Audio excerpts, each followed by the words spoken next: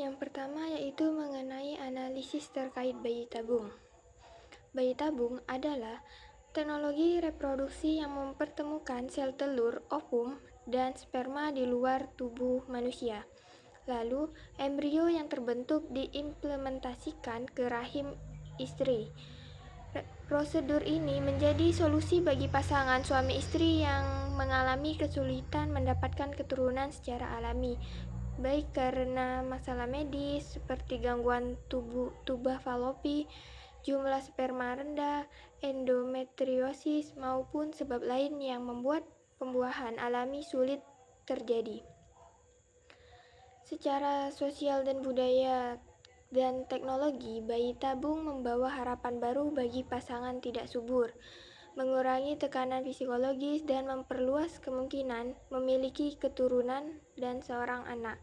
Namun, penggunaan teknologi ini juga menimbulkan implikasi etis, seperti pertanyaan tentang identitas keluarga, hubungan emosional orang tua antar anak, serta potensi stigma dari masyarakat tradisional yang menganggapnya sebagai pelanggaran terhadap nilai-nilai budaya dan spiritual.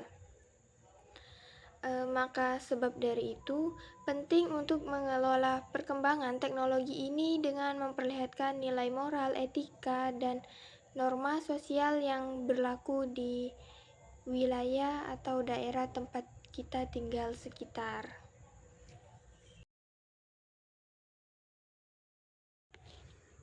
Nah, bayi tabung untuk alasan menjaga kondisi tubuh agar tetap menawan atau atletis. Melakukan bayi tabung semata-mata untuk alasan menjaga kondisi tubuh agar tetap menawan atau atletis ini tidak dibenarkan secara etika maupun agama. Program bayi tabung ini pada dasarnya diperuntukkan bagi pasangan yang mengalami gangguan kesuburan dan telah gagal dengan metode-metode lain. Tujuan utamanya yaitu untuk membantu pasangan yang benar-benar membutuhkan secara medis, bukan untuk alasan gaya hidup atau keestetikan. Nah, secara agama, khususnya dalam pandangan Islam, bayi tabung hanya diperbolehkan jika dilakukan dengan sperma dan ovum dari pasangan suami istri yang sah, dan embrio diimplementasikan ke rahim istri sendiri sebagai bentuk ikhtiar atas masalah infertilitas ini. Melakukannya untuk alasan non-medis seperti menjaga bentuk tubuh tidak sesuai dengan prinsip dasar kebolehan bayi tabung menurut fatwa MUI dan pandangan para ulama juga. Alasan ini dianggap tidak mendesak dan tidak memenuhi syarat kebolehan sehingga tidak diperbolehkan untuk melakukan bayi tabung.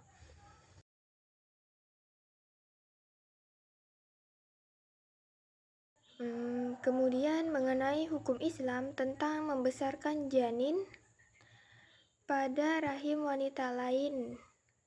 Nah, dalam hukum Islam ini, membesarkan janin hasil pembuahan sperma suami dan ovum istri pada rahim wanita lain tidak diperbolehkan sama sekali.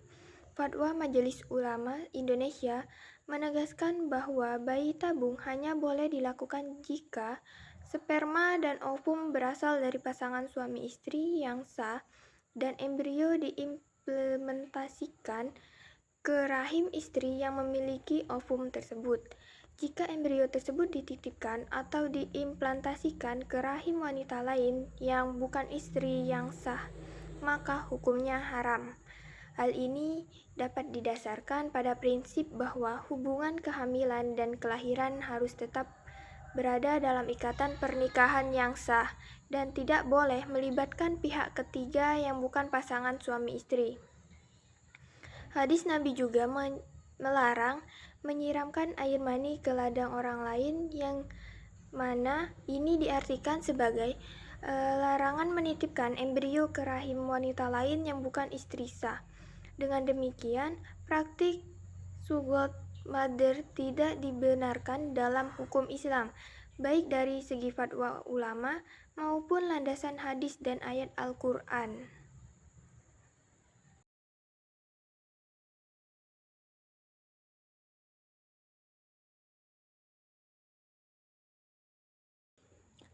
Selanjutnya mengenai poligami, yang pertama yaitu pendapat tentang poligami. Saya setuju poligami dalam Islam dengan catatan bahwa pelaksanaannya memenuhi syarat-syarat yang ketat dan bertujuan sesuai dengan hikmah syariat. Poligami dibolehkan dalam Islam sebagai jalan keluar untuk mengatasi kebutuhan biologis laki-laki agar tidak berbuat zina. Serta dalam kondisi tertentu, istri seperti tidak mampu menjalankan kewajibannya, mandul, atau alasan sosial ekonomi yang sangat mendesak. Alasan ini dapat kita dasarkan pada ayat Al-Quran Surah An-Nisa ayat 3 yang membolehkan seseorang laki-laki memiliki hingga 4 istri dengan syarat harus berlaku adil.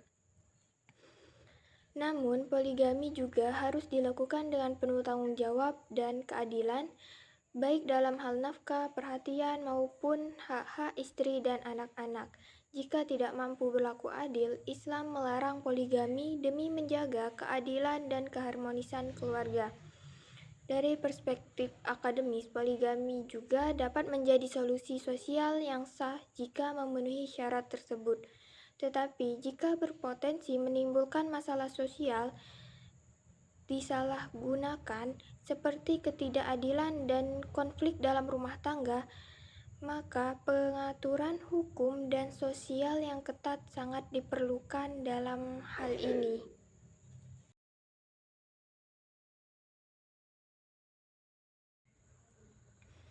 Kemudian pandangan hukum negara dan hukum Islam tentang poligami.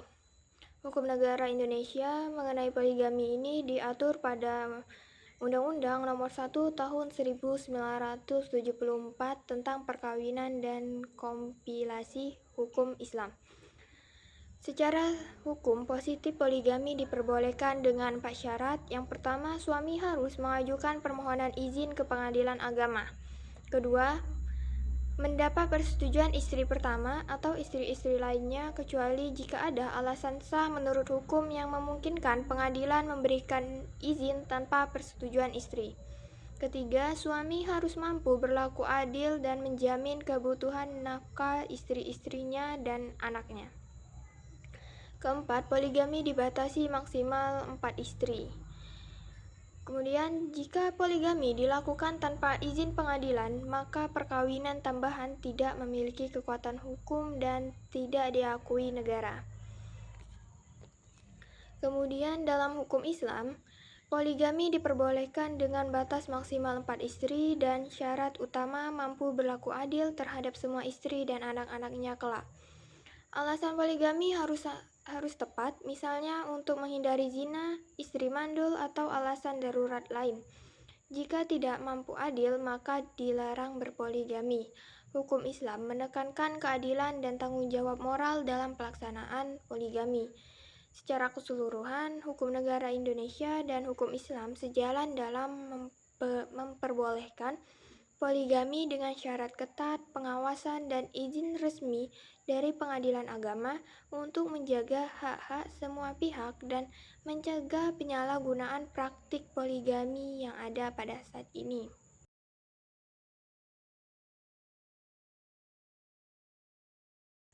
Pembahasan ketiga, pandangan terkait aborsi dan pendapat ulama.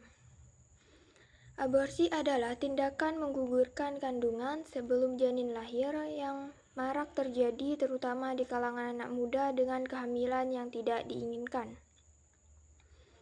Dalam pandangan Islam, aborsi pada dasarnya dilarang terutama setelah janin telah ditiupkan ruhnya. Fatwa MUI dan mayoritas ulama klasik maupun kontemporer sepakat bahwa aborsi setelah implantasi dan terutama setelah ruh ditiupkan hukumnya haram.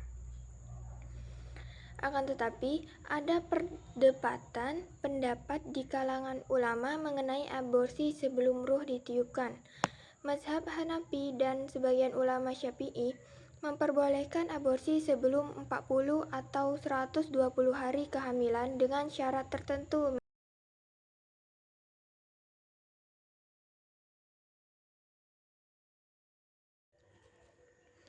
Selanjutnya mengenai aborsi karena anak terindikasi cacat.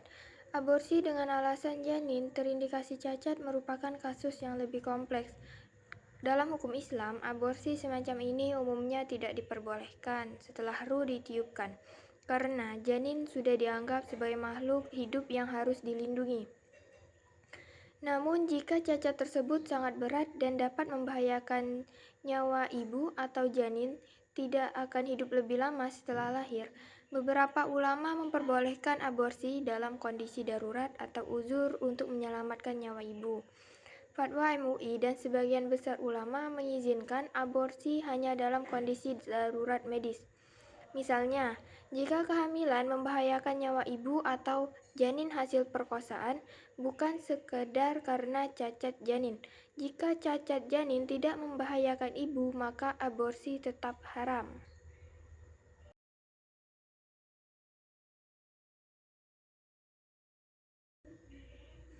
Yang terakhir yaitu solusi terbaik terhadap tindakan aborsi.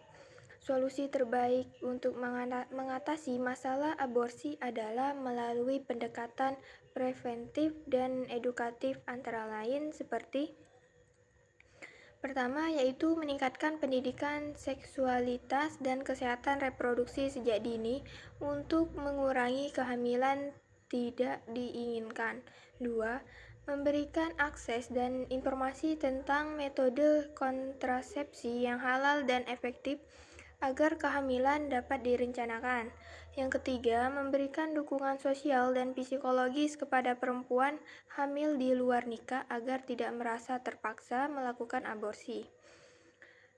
Keempat, memperkuat nilai-nilai agama dan moral dalam masyarakat untuk menanamkan kesadaran akan pentingnya menjaga kehidupan janin. Yang kelima, yaitu menyediakan layanan kesehatan ibu hamil yang komprehensif, termasuk konsultasi medis dan psikologis, agar keputusan terkait kehamilan dapat diambil dengan sangat bijak dan sesuai syariat-syariat yang sudah ditentukan.